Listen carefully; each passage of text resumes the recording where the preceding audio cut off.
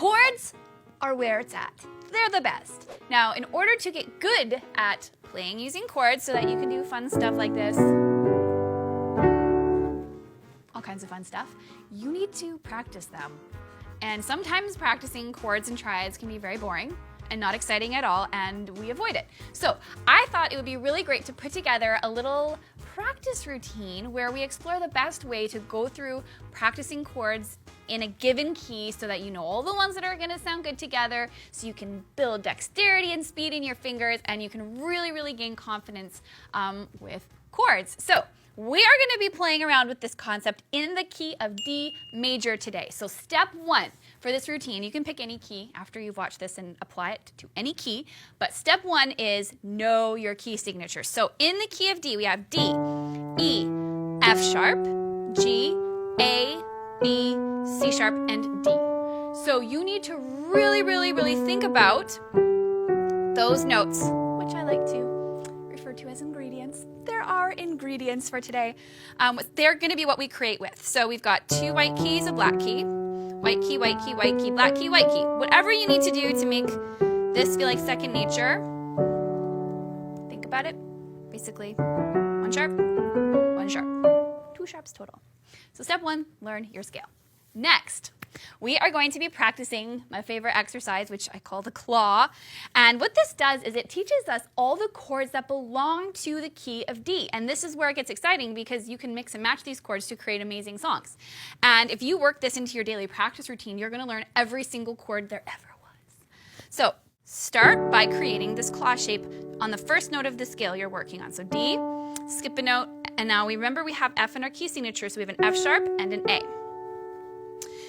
And we can do this both hands, or you can do it one hand at a time. And then we're gonna move to the next note of the D scale and create that same shape, that stack of thirds. Paying attention to our ingredients, do we need to use a sharp note? Here we don't. So we've got that minor sound, and then we've got, this one's fun because we have 2 sharps. They both are joining us here. It's another minor, F sharp minor, G. Here we have an A major, and I know what notes to press because I'm just thinking about those scale tone ingredients that we talked about at the beginning. I'm just playing notes that belong to the scale, the key that I'm in. I'm having to concentrate, right? Because there's those 2 sharps. I have to really think about what keys I can press. But this is really good practice. So take your time with this and use your metronome and spend a few minutes warming up. I talked you through it and we played it slowly, but you should be about here. You can use the pedal if you like. That's what I'm doing. It's good pedal practice, and it kind of adds an extra little bit of flair to your playing. Once you're confident there, you can play them in broken form. And I must say that it could take a while for you to get comfortable there, and you might be playing them very slowly. This is part of a practice routine. The whole point is you're going to be practicing and building these skills. So don't worry if it takes you some time and you can't match that tempo right away. You will get there. Then play them in broken form. And a really good practice is to say the chord names out loud as you go. Help you to remember them. So I'll say them for you. So we've got D major. This one's a crunchy one. This is C sharp diminished. This is B minor, A major, G major, F sharp minor, E minor, and D major. So in any scale, any major scale, you've got a major, minor, minor, major, major, minor, diminished. So that's the pattern. So now what you've just done is you've established that you know all the chords in that family, you know how it feels under your fingers, so if you want to mix and match any of those chords, you can. And you can play around and see what kind of fun combinations you come up with. You can even include some inversions if you're ready for that. And you can build out chord progressions. So that's the final step of this little exercise routine. So number 1 is you pick a key signature and you play the scale so you really gain confidence. Number 2 is you practice that claw exercise, solid and broken, up and down until it feels like second nature, and try to memorize and name those chords as you go through them. Then the third thing is challenge yourself to create 1 or more progressions. So that just means pick a couple of those chords that you've just practiced and add them together in a way that sounds good to you, and play them on repeat. And that's what we're going to call a chord progression. And that's the final stage, and it's going to really encourage creativity. So for me today, I'm thinking the minor. Let's do the minor. 6, 1, 2, 3, 4, 5, 6. And then the 4, which is G.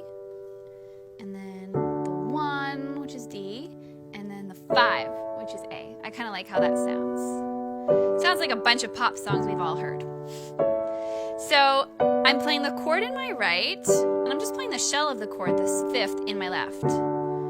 And then this is where sort of the fun and creativity can kind of begin, and you can work more on that dexterity element by playing these chords in like a broken. Right? Now it's sounding more like a song. So you've just taken what could have been something really boring and tedious to practice, and you've created a very musical experience for yourself. And you could work both hands together if you wanted. I'm using the pedal just to kind of add some extra pizzazz to this, and I'm sticking with root position chords, so I'm not even into inversions here. And then tomorrow, when I sat down to practice this, I could work on increasing my speed a little bit, and I could pick a different progression entirely, maybe work in some inversions if I wanted to. So this concept, this sort of routine idea could take up, I don't know, 10, 15 minutes if you wanted it to. And you're learning theory stuff, and you're building dexterity and speed and all kinds of great keyboard-related skills, and you're flexing your creative muscles. So I feel like this covers all the things. It's one of my favorite practice approaches. So I hope that you enjoy this. I hope that it helps to make you better at playing chords and gives you fun moments at the piano. Comment below, let me know what you think, and we'll see you around.